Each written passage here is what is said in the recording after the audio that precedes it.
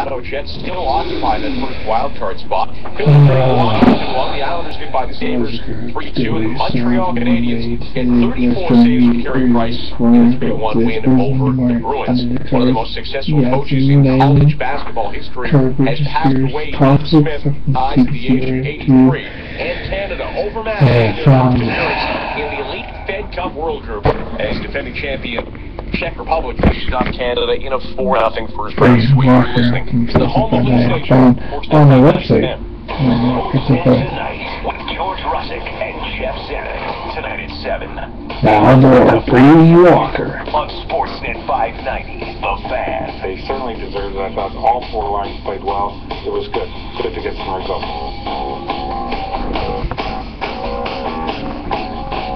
7:23, Brady and Walker on your Monday. Peter Horacek, who finally, you feel bad for him. He comes in, he says, all right, we got to play the right way. We got to be better defensively. And they have been, and it comes hand in hand with a franchise record losing skid.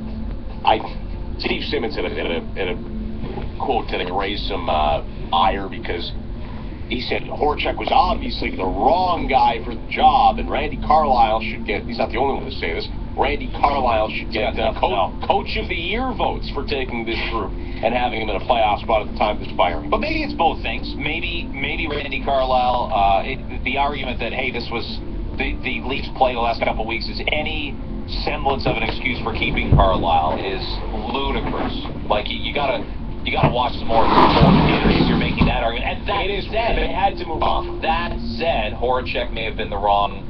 If they lost that game and badly so on Saturday night, I don't think it's ridiculous. And it's strange to even change your opinion based on one game. But if someone said, do you think the Leafs have made such a terrible mistake here that for the future of their players, that someone else needs to be their head coach for the last 20 games?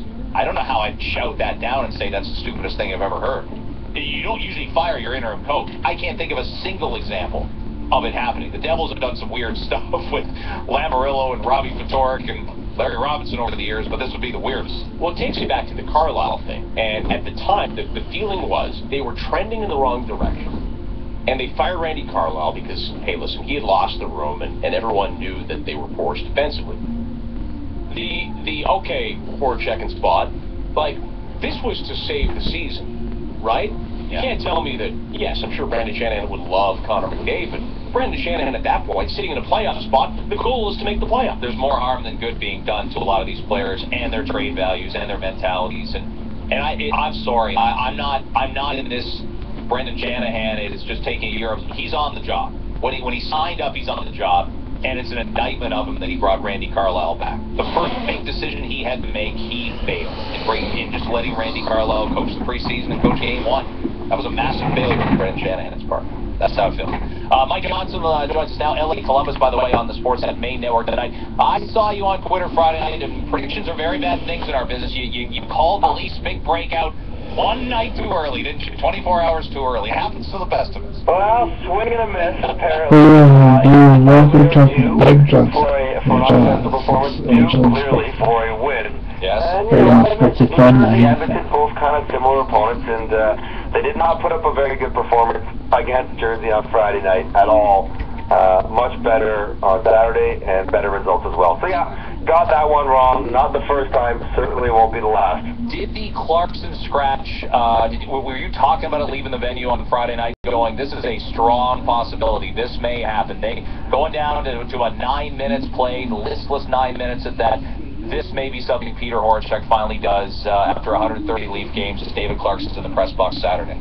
We didn't necessarily think that it was going to be him. But for the first time after Friday night, Peter Horacek seemed exasperated. He seemed frustrated. He seemed a little pissed off. And that we haven't seen we're doing better things, and our possession numbers are better, and we're just not getting the saves, we're just not getting the goals, but we're heading the right direction. It didn't feel that way after Friday's game. It was he was angry, and he was at a loss, and so you knew that he was going to be open to change, and he said as much. But they got to pick a lot of guys. If you're going on who hasn't performed well the last month, where do you start? Yeah, you could pick any one of 15 players. And David Clarkson actually Friday night wasn't the worst player on the ice for the Toronto Maple Leafs, but it really was based on what's happened the last 6 weeks. And beyond scratching Bozak, Kessel, Van Riemsdyk, or Joffrey Lupul, that would be David Clarkson would have the next greatest impact in the dressing room. Maybe not on the ice, but in the dressing room, scratching David Clarkson because of his contract, because he is well liked, he is well respected. He wants to do well, he's just not. He's a veteran guy, and it gets guys' attention. It does. And guys don't think, well, look, he hasn't played well, he hasn't produced. He's still got a 7-year deal. He makes $5-something million a year. It gets guys' attention. So we weren't calling that one, but given Horchek's mindset after the game Friday, you weren't shocked that it happened. Mike Johnson is our NHL on Sportsnet Insider. He joins us on Brady Walker for Sicily Honda. One of the little mini debates that we've kind of been having this morning, and you look at the average Leaf fan, and everyone kind of knows, you know, playoffs are not in the cards. This isn't going to be a playoff team. So a lot of people want them obviously to have a chance at Connor McDavid and be a top 3 lottery team. I'm not convinced that this team, and people don't want to hear this, but I'm not convinced this team doesn't have a decent stretch left in them in which they win 6 of 7 or something like that and get themselves back into mediocrity. I know that's where they've been before, and people hate to listen to that, but I don't think this is a Sabres bad team or an Oilers bad team. Is there a difference between playing for What's your story? Yeah. I was very fun. Are bad. Every day is being on Christmas and play like it. The Leafs are not good. Because you should not be like that. They've looked in the last 5 years. They're not no wins. They're not playoff good either.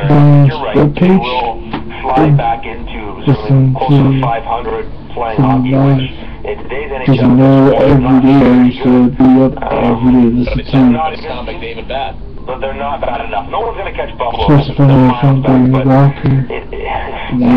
Toronto perhaps could have Columbus and Ottawa pass them most definitely and get to the bottom 5. Who knows? Arizona, Carolina, they're 5 points up on those guys. And if they make the move